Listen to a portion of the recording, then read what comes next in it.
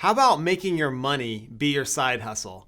I hear so many people talking about how they need a new side hustle and what they're going to do to make money. And I started thinking about, well, what about the money you make that your side hustle? So one thing that I read a long time ago, right when I was getting started and really started wanting to understand money and how things worked, I read this great book. It was called Rich Dad, Poor Dad. And in the book, there was a point where it said, hey, if every little dollar was like a little person that was going to work for you, what would you have it do? So instead of having people at work, how do you get money to work for you? So what would you have those dollars do? So think about it this way. If you had every dollar that you made, what would be the result? So what would you do with it? So typically we try to get our clients to save between 15 and 20% of their money to be able to put it to work. When I first started working and actually got a real job, I was taking 50% of my earnings and saving it. And I was trying to live on the bare minimum that I could. And I was trying to really get those dollars to really work for me. When I was going through college and other things, every dollar that I made, I'd put it aside, know how long it would last. I'd try to figure out how how it would work for me. So how do you get every single dollar to really, really grow for you? And how do you get a result? So what I want you to think of is when you make money is how do you get that dollar to do something for you? Think of it as a little person. What is it going to do? So think about like, how do I get it to provide cash flow? So like if you bought a dividend-paying stock, it would provide a certain cash flow. So for instance, we have a dividend stock strategy here called Harvest that earns a little over 5%. And when it's made of like 25 stocks and it earns an income. So we have to go look and find out what's the PE ratio of all these different companies, what are the size of the companies, what are the dividend rates. We have a screen on how we select them to go into a strategy to really provide income as a cash flow investor. When I look at buying real estate and other things of that nature, well, I want to make sure I'm getting my 8 to 15% to make sure my money is working for me and how much that would go in. But I want it cash flow. I want it consistent. I want it monthly. I want it systematic. And I want to make sure it's coming in, at least on the real estate side. Number 2, once you create your new money, then what? So what we do is when you actually make the income, I've read these books like, oh, take the income and reinvest it back into that stock or whatever so that way it continues to grow. But what if that's not really the proper allocation? So what we want you to do is think about when that money's made, where does it get repositioned? How does it come in? So what we do is we have an account where all the cash sits.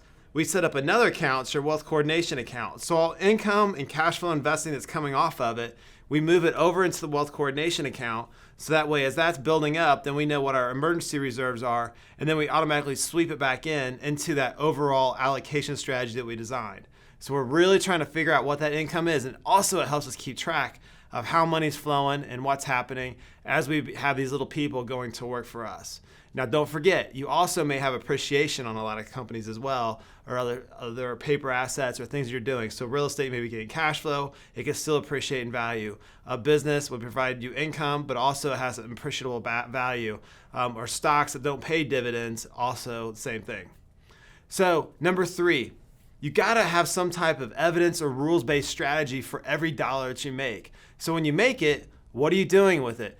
What are you doing to become a cash flow investor? How are you harvesting that money to really do exactly what it is going to do? And I almost think like it's like if every dollar you're given it like it's like a binary code, zeros and ones, and you're actually programming that dollar to go to work for you. So when I create an evidence-based strategy for somebody, I really take the universe of all the things that are out there and all the different ways professional money managers provide their money management strategies that have some form of evidence, they have some form of rule on why they're doing what they're doing, so that way you're never speculating, gambling, and trying to pick and choose when you're going to do what with your money. So if you have the evidence-based strategy, it works really good. And then what we do is we have an IPS, which is called an investment policy statement that says, hey, here's the rules for my money. So as you're growing, if you start thinking of like, I'm creating an actual business of my money and I'm putting this stuff into a framework, this is the roadmap for how things are going to go. Number 4, think about like how banks make money. So think about like becoming a family bank. So when you're making dollars and you're putting it aside into this wealth coordination account and you're building it for the future, how do you become a family bank? Meaning, how do I get money to do multiple different things? So think about it this way. If you put money into the bank, The bank then goes to the Federal Reserve and they borrow 10 times the dollar.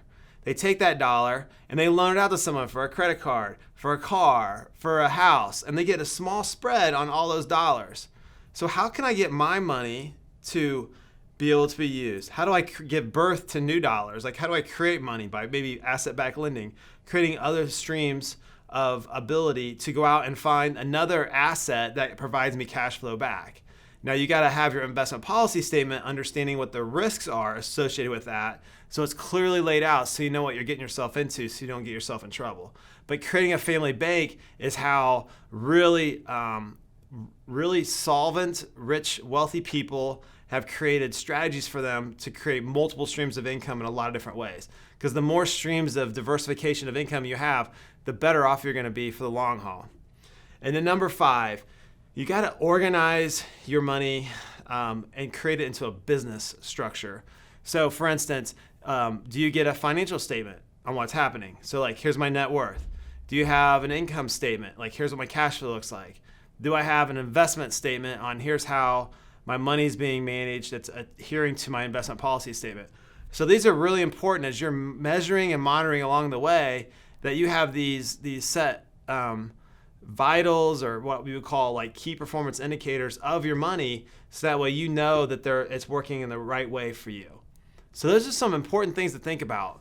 So what I want you to take away is these are 5 like crucial things that when you start thinking about having a side hustle, think about a side hustle. It's great. So I'm going to start a new business. Well, then when that business money comes in, how am I going to now take those dollars and create this side hustle of making my money work?